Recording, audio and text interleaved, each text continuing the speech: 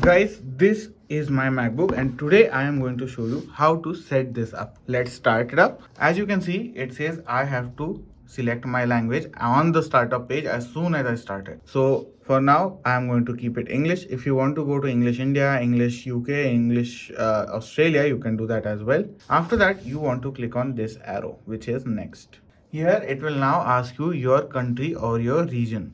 So obviously I am not in the United States, I am in India. So we'll scroll down to I, and here you can see we have India. Click on that. If you're from some other country, you can also select that country and click on continue.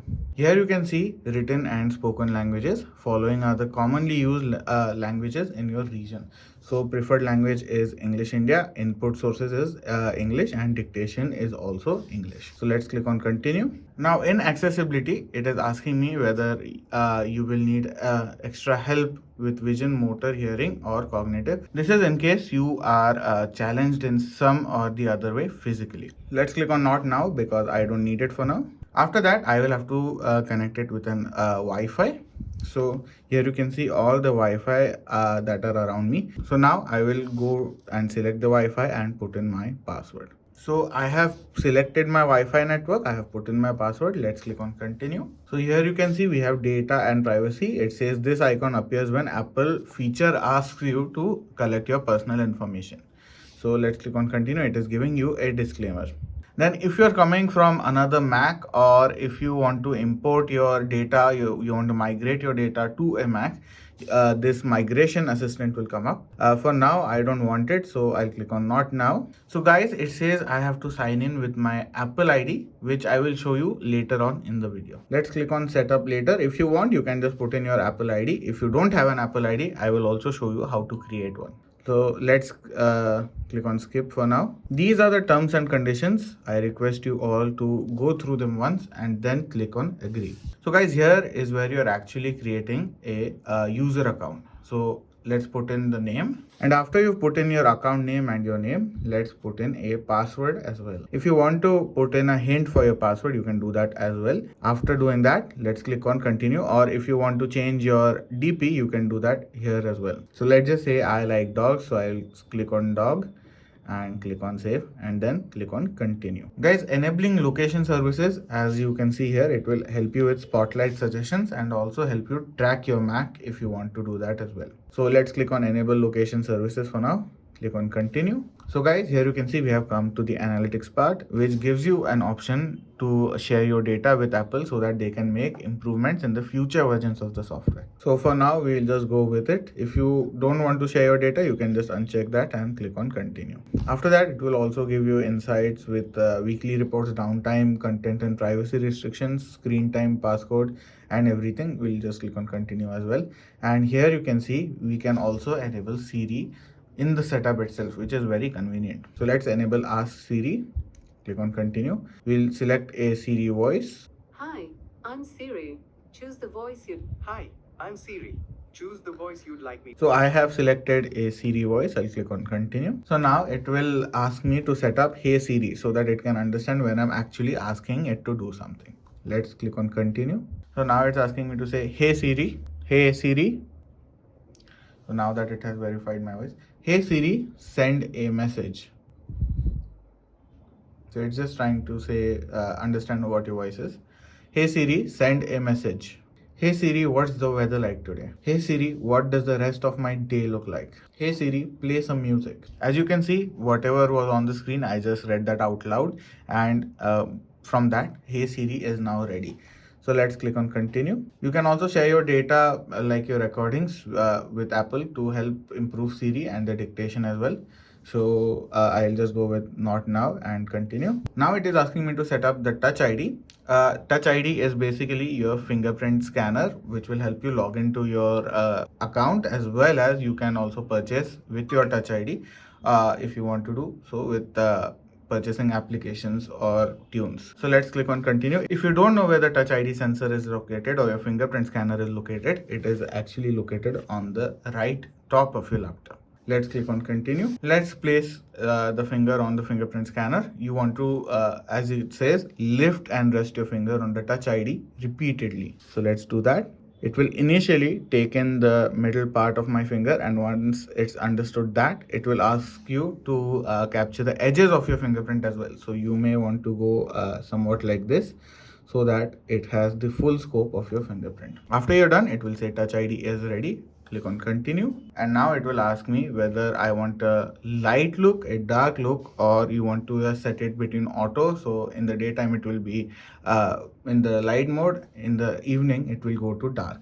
So I just prefer a dark mode, so I'll click on dark and click on continue. So here we have it, we have set up the Mac successfully. So as you can see guys, we are now in the Mac. So let's go to settings. What I like to go to, into settings for is, here you can see it has come up in appearance. Normally once you've set it up completely, it will go to general tab, because it just wants you to personalize your Mac for now. But we'll go to general, and then we want to go to software update. I just like to go and have the software update done on all my computers, because generally what happens is your computer or your phone is sitting in a warehouse for a while, and it's not up to the latest software. I like to use the latest software, so I am just checking for updates. If I have an update, I'll just install them immediately. And on the top also, you can see we have automatic updates set for security updates only. This is by default. If you want, we can change that as well. So currently it says I have a macOS Sequoia 15.2 update available. So just to update, I'll go to upgrade now. Now that I click on update now, this license agreement will come up. Please go through it once and then click on agree. After you click on agree, you will have to put in your password so you can update. So let's put in our password, and here you can see it is now downloading macOS Sequoia 15.2.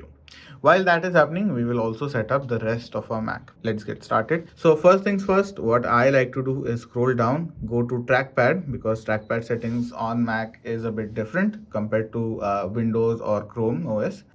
So here you can see tracking speed. I like a fast trackpad, so I'll just increase the speed, and yes, this is at the sweet spot. So also click. So as you know, if you click down on the trackpad, you will have a click. So you can just set that click to light, medium, or firm. So I'll just let it be on medium. If you want silent clicking, if you don't like that small sound that comes up when you click the trackpad, you can also turn that off. Other than that, you can also have force click and haptic feedback. So what happens with that? If you go on to trackpad, you just click it once, and if you click it firmer, there is a second click which is called the force click. So that is how it works. I also like to turn on this option which is called tap to click. So if I turn it on, see what I mean by I want the tap to click.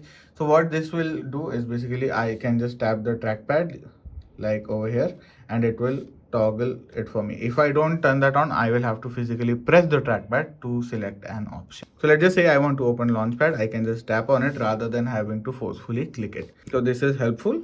So we have now set up the trackpad as well. If you want, we can go to scroll and zoom. We have natural scrolling. So if I scroll up with my two fingers like that, it will actually scroll up. If you don't want that, it will actually, if I scroll from up to down, it will actually take the page up, and vice versa. So I like to keep that on as well. And then we have gestures as well. If you want to swipe between pages, if you want to swipe between full screen applications, you can configure this according to your needs. Let's close it. So guys, if you just want to resize the dock, you have this line over here. You can just click on that and move your cursor, and according to that you can just resize it according to your liking. So some of these apps are not really useful for me. Let's just say I don't want the photos app.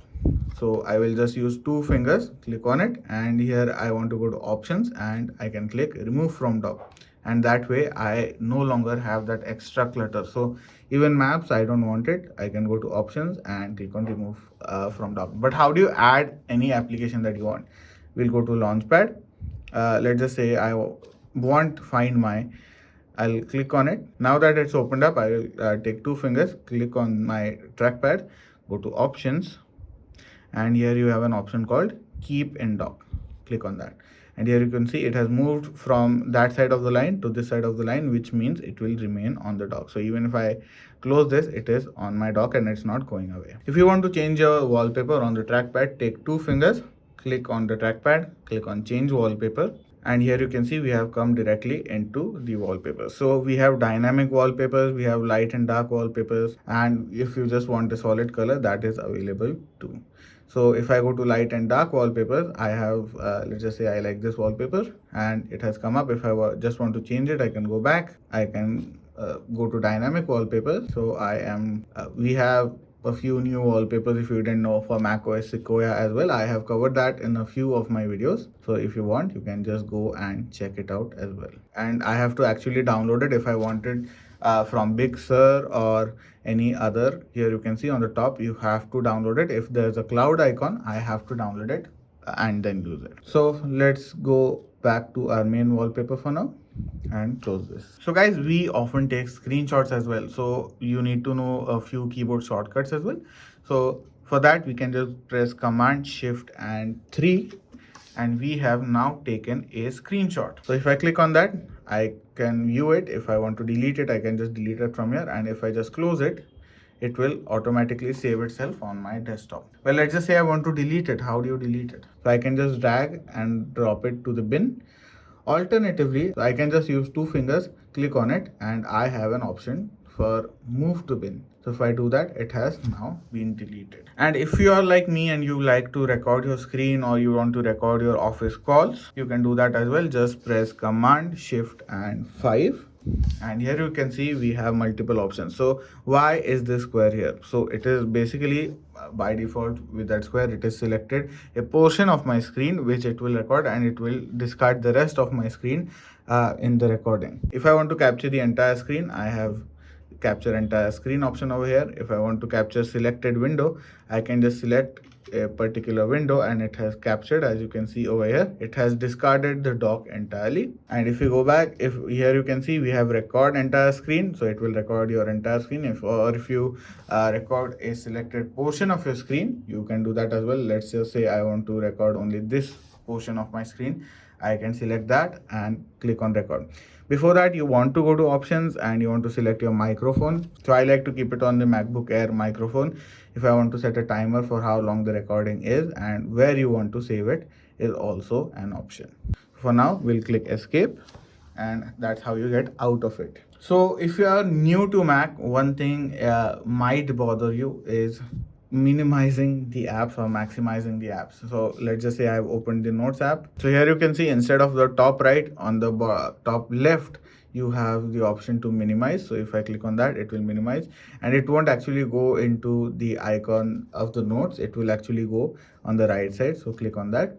If I want to close it, it will close, but here you can see there's a small dot, which means it is actually running in the background. If I want to close it completely, I have to again use two fingers, click on notes, and then I have to click on quit. So here you can see the dot has disappeared, which means that it is no longer running in the background. And again, if I go to Safari, with the green button, I can click on enter full screen.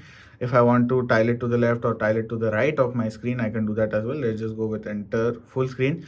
But here you can see it has now become an entire screen. So what does this mean? This means that it has now become a desktop rather than being an app which is in full screen. So if I just with three fingers, if I just swipe up, here you can see I have desktop and then I have Safari. If I want to just toggle between these, I will use three fingers and I can just swipe across my trackpad and get into different desktops. So how do you minimize this? So let's go and hover our cursor on the top. I can just click on the green icon again, which means it will exit full screen. And if I want to minimize it again, I can press the yellow button. If not, I can just close it.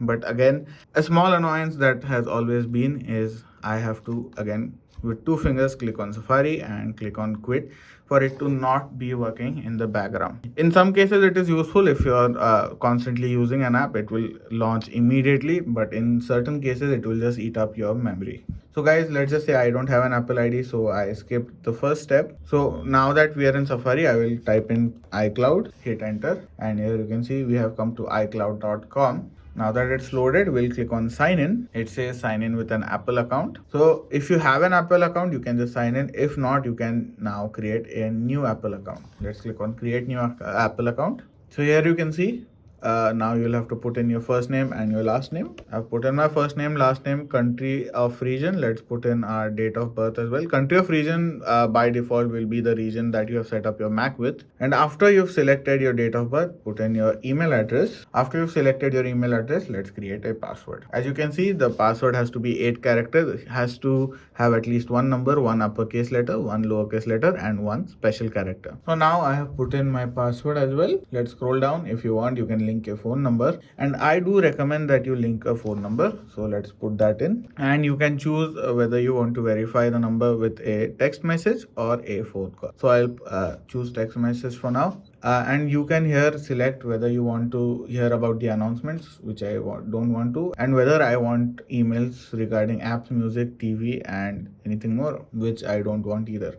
Then you have to type in this captcha. After you've put in the captcha, let's click on continue. And now you will have a verification code sent to your email. After you've put in your verification code, click on continue. And now it will ask you to verify a phone number as well. So you will receive a SMS with your code in it. Now that you've put in your verification code, click on continue, and it will ask you whether you want to save the password. I'll click on not now. If you want, you can save it. Now these are iCloud terms and conditions, which we will scroll down and read and then agree. Let's click on agree again. So there you have it. Your iCloud account has now been created. So here you can see all your mail, your drive, your notes, everything is available over here. So guys, this has been it for this video. Hopefully you've liked the video. If you have found it helpful, please drop a like, share, and subscribe. See you in the next one. Hope you've enjoyed this video as well.